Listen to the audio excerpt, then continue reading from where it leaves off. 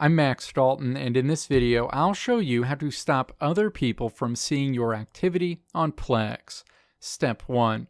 Open a web browser, navigate to plex.tv, and then sign into your Plex account if you're not signed in already. Step 2. Click the settings icon at the top of your screen.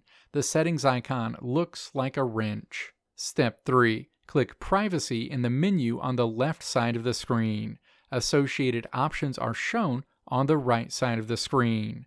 Step 4. Navigate to the Settings section and then click Edit next to Account Visibility and Activity Sharing.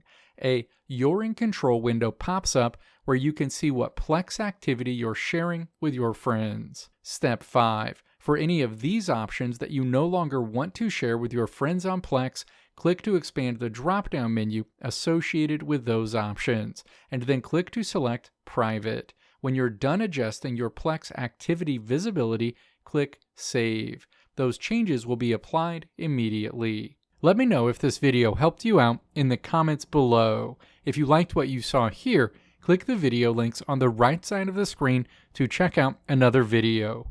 Or click the logo on the left side of the screen to check out my tutorial website at www.maxdalton.how.